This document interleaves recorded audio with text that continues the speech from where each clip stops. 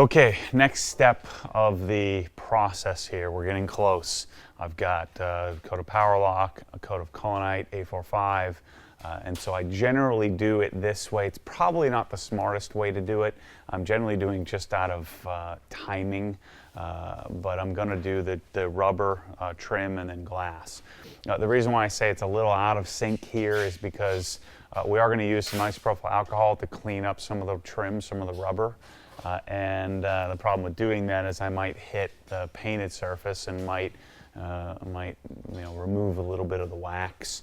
And so I always find myself, just timing-wise, end up doing this process with the trim right after the first layer of Collinite, and then I feel good that I'll get another layer if I did happen to hit the edge of the carbon roof or something like that, the very, very edge of some of the shadow line trim as I'm cleaning up the rubber. I found that it still works out. Even if I removed a little bit of the wax, that we're okay. So what we're going to do first is clean up the rubber. I don't know if this is advisable or not, but this is what I've been doing for years and years. This rubber's looking a little splotchy. It's a little dirty. And so what I'm going to do is take some 91% IPA, isopropyl alcohol, and some paper towels. We're going to avoid the painted surface as much as we can, but I'm going to go and clean up the rubber. Then we're going to take the Wolf's trim coat. I always do the trim first because I always find I get some trim coat on the glass. And so I'm always going to get a little bit on the glass, and so I do this first so that way I can clean up the glass for a final application. The final application is going to be the Nano glass sealant. So these two products are my tried and true out of Hungary. I've tried lots of other stuff, CarPro, Forte Flyby. I've tried Geon View, Geon Trim. Geon Trim is actually really good. So if, before this was available, that's what I was using. Geon Trim is probably slightly better on rubber than this, but this is, I think, better on plastic. Another really, really good coating for trim would be Kamikaze ISM, but it's $130 a bottle. And as soon as you open the bottle of that stuff, you've introduced air. And so I have an old bottle of ISM that's probably no longer good. And so I think it's really hard to justify, as much as I love wasting money, $130 to do. You'll use like a 70th of the ISM bottle to do the trim. So as good as that is, if you want the ultimate setup or the ultimate trim protection, that I found does really, really well on porous plastic. Geon Trim does really, really great on rubber, but the Wolf stuff does great on all of it, and this bottle will last you a long, long time. I threw my original bottle away, the original blue rounded bottles, just not too long ago, and I had that for a darn near decade. So maybe 7-8 years, something like that. So we're going to do this combo. I have it available. I'm looking at, I probably have about 100 bottles of each. I've been importing this. It cost me a small fortune to get it here. But these are great products, and we'll talk about them as we're applying them. We're also going to need some applicator pads. So I've got CarPro C-Quartz applicator pad and some of the applicator, whatever these called, little micro Suede, little applicators to go over top of this.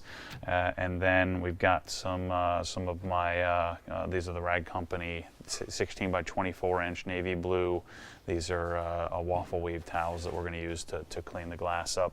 And then I have some Griot's glass cleaner, which we'll use to wipe off the glass sealant as we work through the process. So let's get rolling. All right, so I'm going to take some IPA.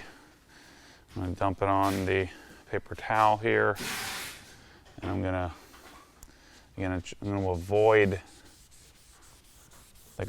the paint if I can help it. And yes, I know IPA can dry out rubber and all of that, but I found that I don't do this very often, but there's tons of dirt and junk that we want to remove. And with older rubber, you can sit here doing this all day long, and you'll keep removing black. But I want to at least get it somewhat clean prior to me putting my woofs in place.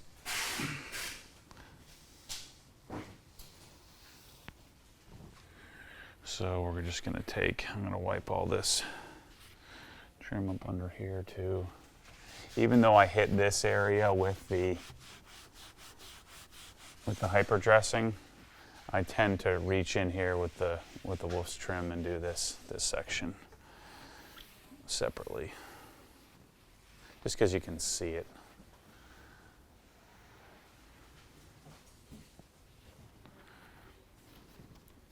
Yeah, that looks pretty good. This is why I haven't been doing this lately, but this is why I usually like to wash the car after doing this whole process. You know, after polishing, because they still have some polished junk. And we'll do this section up top. This is one where I want to be a little bit more careful with. I don't want to remove all the wax and sealant I just put on.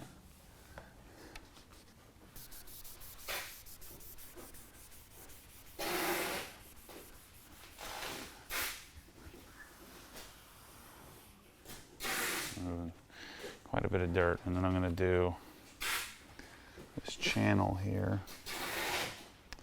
I'm going to do that after the. I don't think it's really worth cleaning that with IPA. I'll just do woofs on it, and it'll go right over top. And I want to try to get this little expansion joint here. Oh yeah, I thought if I open this up,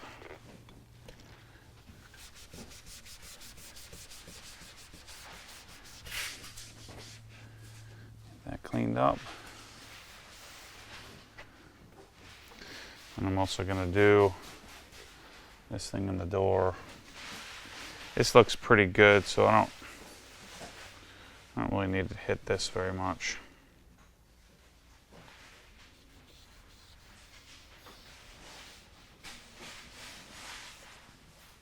I guess it is pretty dirty. And I'm going to do this inside section of the door.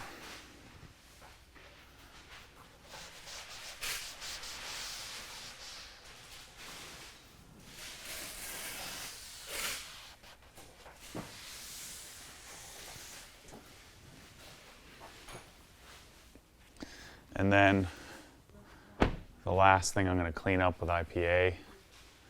I don't really need to clean these up.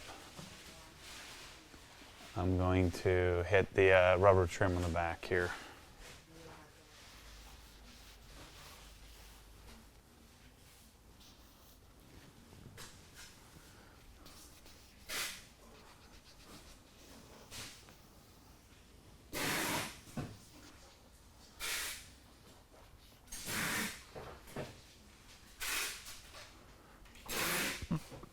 Jeez.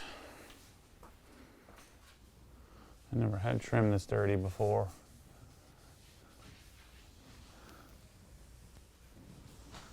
This is the first time for everything.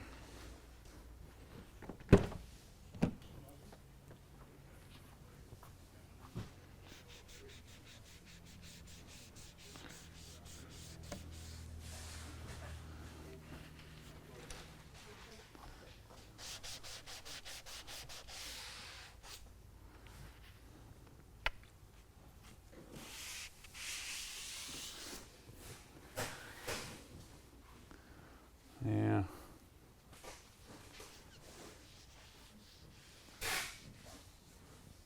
That is nasty. So we're going to take our applicator pad. I don't know why, but I feel like when I use this stuff, I need some gloves. It's probably a smart thing. So with all chemicals, I want to shake it a little bit, or at least agitate it. I don't want to shake it up and get it all bubbly or foamy. I don't know that this would do that, but at least shake the product because it's sitting on the shelf. I have a one of my multi-purpose 80/20 microfiber towels ready. I'm going to take the applicator pad. Now I'm not going to use the, not going to need the sponge for this. It's okay if you get a little bit of this on the paint or the glass. We're just going to wipe the excess away. I'm just going to go and apply this to the spot. Now, you want to take this and put it on and try to get it. See, we're still so much dirt. You could rub this rubber forever and it will still show. But I want to take and apply this evenly. This product, unlike the glass, pretty much any rubber product or trim product I've ever found needs to be flattened out or leveled out. And so I don't want to buff it all away, but I want to follow and wipe the excess so that it flattens it out.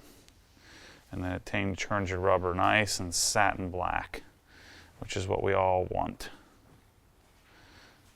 or should want, not shiny. Tuck it in here. I found that doing this after polish, you know, we still have some polish, you know, little dust kind of all over the place, but I found that this still works. Just kind of pushes it out of the way and gets done what needs to be done. Dang, not very eloquent here today. Had a long week working on this car. So I'm going to hit this area that I can see. And I guess you could open up the engine bay and do the whole darn thing, but I find this to be adequate. You know, we generally get with this product, I mean, this lasts however long my wax lasts, maybe a little longer. And then I find that if I maintain it, just keep it up, like every time I do a maintenance detail or maintenance correction, I'm able to maintain the product, keep it active so that my trim always looks this good. Just look at that, so much better. And I do this rubber here. So the shadow line trim on BMWs, I just wax. So we polish and wax that. We treat that very similarly to the paint. This just makes rubber and plastic look so good. So simple, so clean. I'll keep this looking nice. I don't know if this, I don't think this really has any restorative capabilities. It certainly looks nice. And then just go and wipe the excess. Gently. I want to buff it off. I just want to flatten it, level it and capture any excess. So you don't want to soak this or just cake it on.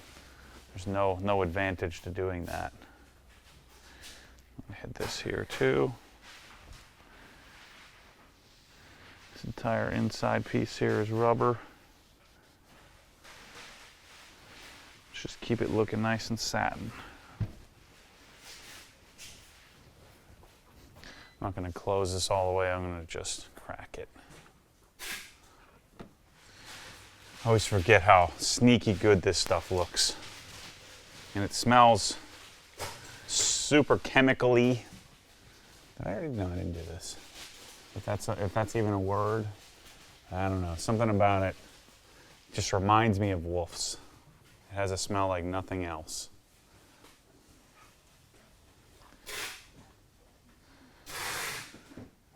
And then what I do is drop the bottle on the ground. No, what I do is tuck this in here like this.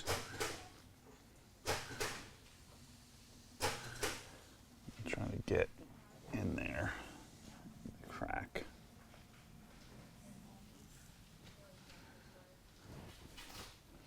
Take the towel. Wipe the excess. So you can see with the smearing on the windows, this is why I Do the windows second. Because it doesn't do you any good to buff off the rubber, and you remove most of the product. So I'm just doing letting the towel do the work. So if your rubber is super splotchy, you know, and has all kinds of imperfections to it, I mean, this can't work miracles. But it will smooth out some of the finish a little bit. Make it look a little more uniform. Like on the F80, you know, it has that significant amount of rubber around the window trim, around the windows. I always did a second coat, but on this car we have such a minimal amount of trim. It's such a smaller surface area. I just don't find it necessary. This is always a good area to do. So even though my nice white towel is looking black, it's mostly superficial. What I always do in here, the gas cap area, keeping that looking nice as well. Do the gas cap. Of course, it's my modified gas cap as I've removed the leash, removed the training wheels. But this is such a subtle, it's a subtle improvement. I just love this stuff. I'm a subtle guy. Except for when I'm responding to comments on YouTube. There's no subtlety there. If you're a douche, I'm going to call you a douche. And those douches say you should probably call yourself a douche, which I do all the time, so it works out great. I always love, my favorite is after doing a higher level, higher detail. My favorite part is the first wash, because then I really get to see it without all the dust. So look at that. That looks good. This is a rather annoying part here, the honeycomb. You really don't have to do this, but I do like this to look good. So I literally just take my towel, my little Suede applicator, and go through each little hex. So notice I'm just revisiting the towel whenever it feels right. So you gotta do this to the front and the rear. Or should I say the rear and the front? You know what this can also help with? The parking distance. Works on that too. And then this type of trim, you really don't have to worry so much about. So I'm gonna sit here for the next 20 minutes of my life and do this part. I just cheated a little bit, and I decided to do this, because this, a lot of times you almost treat like the outside of the car. And so I'm putting the trim coat on here. It looks amazing. You know, the N3 part doesn't really need it, but yeah, this is great. So there's too much on there, and so, but when we wipe it clean, remove the excess, that looks nice. So that'll help with the water and stuff as we're wiping this out, because again, I'm usually cleaning this when I'm cleaning the exterior. All right, so I'm going to do this little area here, which you can't really see, but it's a bigger, bulkier piece of plastic, so really easy to do, so why not? Why not make it look nice and satin? So much for this car not having a lot of trim. Jeez. I've been working at this trim longer than any other car I've ever done. All right, now we got this monster honeycomb. It's just like the rear, this ends up being more cleaning it than it does coating it. You can't imagine having to do this, you guys that do this for a living, having to do this by myself on a car in like a couple of days. You'd be working like 10, 12-hour days every day. I guess that's what you do, huh? More power to you guys. So I'm going to go through and do each one of these, and the payoff will be worth it. I clean each one individually, and then, or apply each one individually, and then go and wipe the surface. So that, after I'm done with this, that'll wrap up the trim portion of our install, or our Wolf's trim coat. I do have this stuff. I suspect I'll try to manage inventory, but getting an import is a big ordeal. Hopefully now that we have a broker and everything, shouldn't be as difficult to get in the future. But I'm telling you, these products, I've said this many times with these aren't going to like change your life and last in an infinite number of years on the surface. They're just good. It's just they're just good products. Like I said, I think Kamikaze, if you were going to coat your car with Kamikaze ISM, that's the best I've ever seen on trim. But you basically need to use the whole bottle within a month or so of opening it. And unless you have a fleet of cars or you're doing it for a living, that's not as practical. And so this is my second favorite choice and a practical solution for doing trim, plastic trim or rubber trim. So I'm going to finish this up and then we'll do the glass. Okay, let's do some glass here. So dump some IPA. Don't really want to hit my trim, but I need to get cleaned up close to it. I just want to get the glass really clean because this is all about prep. So if you don't prep your glass well, then you're going to end up with stuff that doesn't stick. So I always clean this up real quickly with IPA. And then I'm going to follow with some eraser, and then we're going to apply. And by eraser, I meant window cleaner. So using Griot's window cleaner. I'm going to be hopefully setting up my Griot's account at SEMA. And I'm leaving for SEMA in like an hour. So I got to hustle up here. So the trim, this came out decent. This still a little not as good as I would like, just because it's older. But some of the other rubber and plastic really came out great on the car. Looks nice. The trim coat is at the mercy of the trim. So same comment I'll make on this product as with the trim coat. This is good. It's a really good glass coating, but you need to be discerning here. If you're an aggressive wiper user, like my wife doesn't really think about wipers, she just turns them on when she feels like she needs them, then you're going to blow through this product pretty quickly, and you'll have to reapply it all the time. But if you're like me and you use the wipers when you need to use them, and you manage the wipers, I've never found a better product than this. Now, don't expect this to be shooting water beads off the car. I actually like to use my wiper blades. So, come on. Don't let the child-proof beat you. All right. So when I say I like to use my wiper blades, I mean I like to be in control.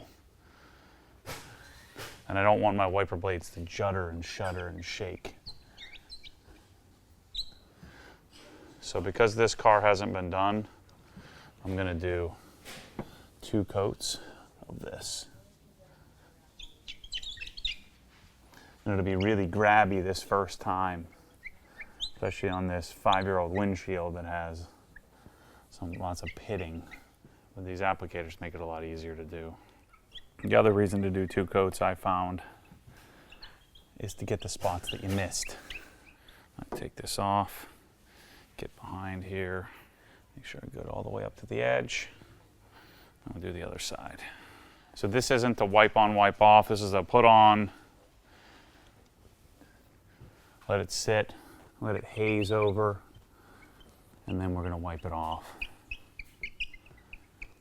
And this is one of those things that lasts, I don't know, I would guess it's a 9-month type deal. We get about 9 months out of it.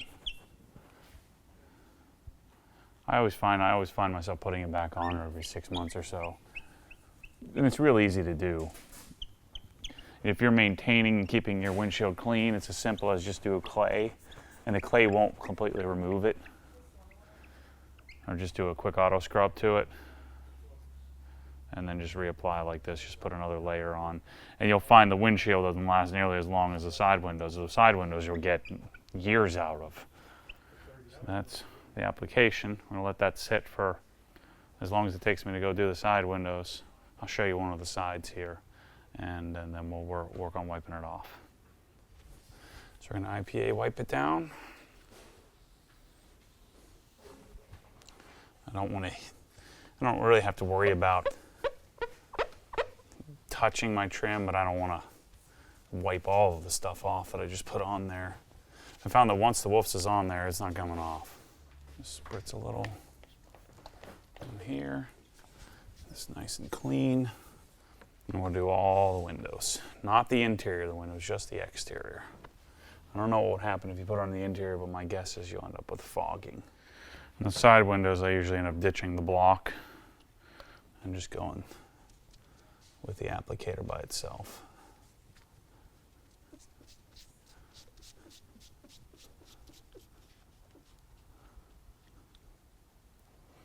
It looks like a oil slick, and this always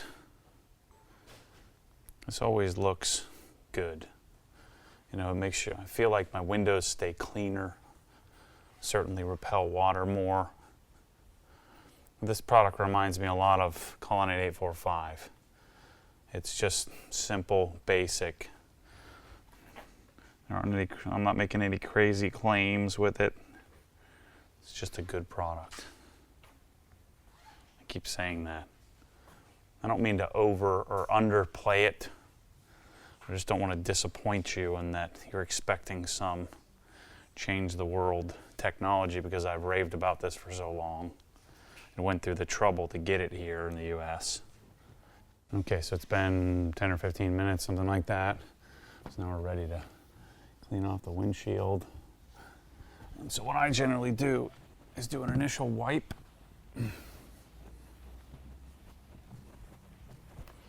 Which doesn't do a whole heck of a lot, and then I just spritz it. A little bit of glass cleaner. And someone made mention that, well, isn't that going to remove it? It doesn't.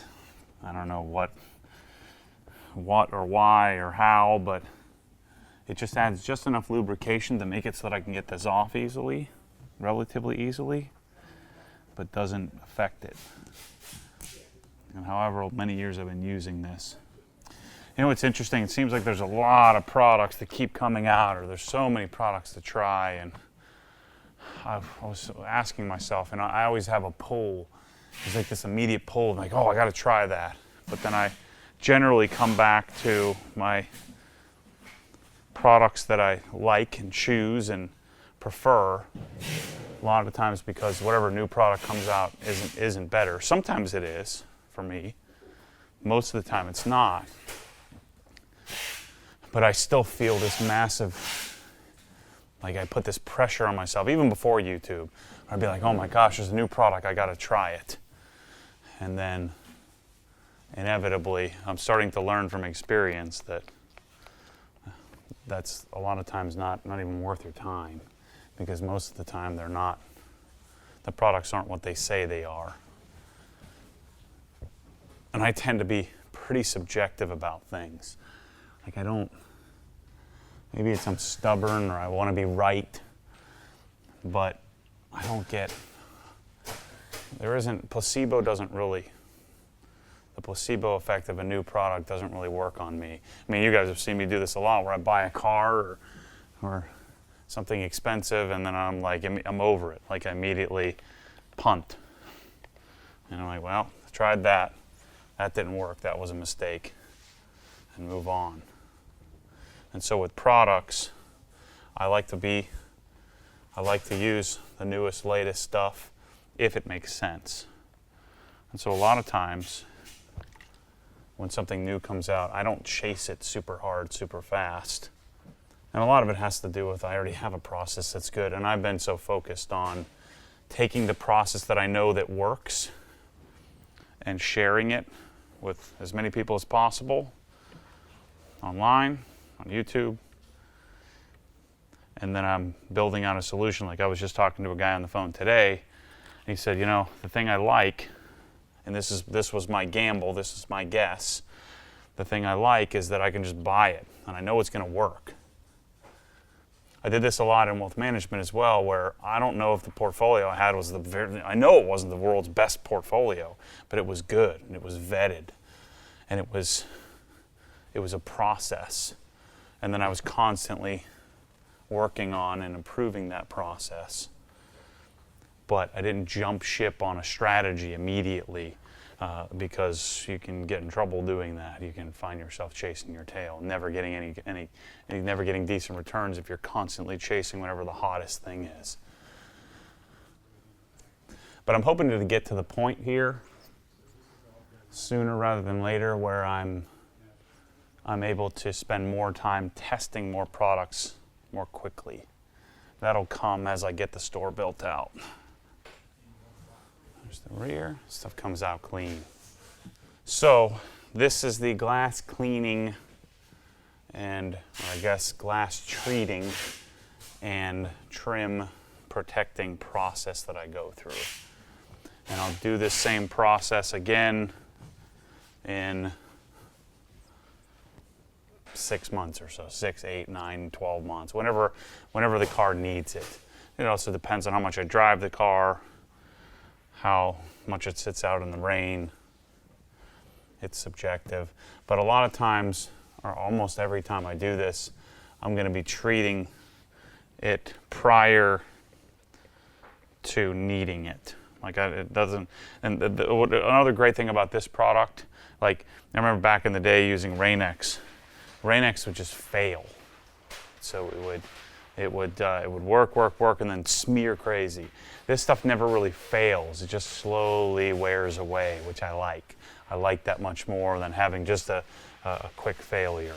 Same thing with the trim. Just kind of we lose some of our satin, our black, and so then we just go and reapply, and it becomes pretty apparent when it's time to do it. So 6, 8, 9, 12 months, depending on the car and how much you drive it. If it's your daily car, maybe it's 3 months or 4 months in. But this process works well.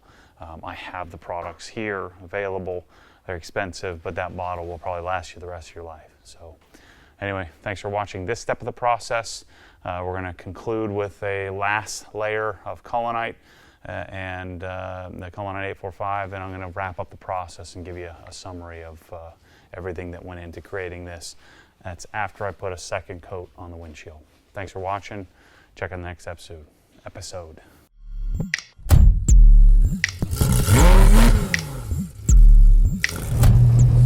What happens when the force pulls you back, your foot naturally comes off the gas. You have to keep your foot to the floor, foot to the floor.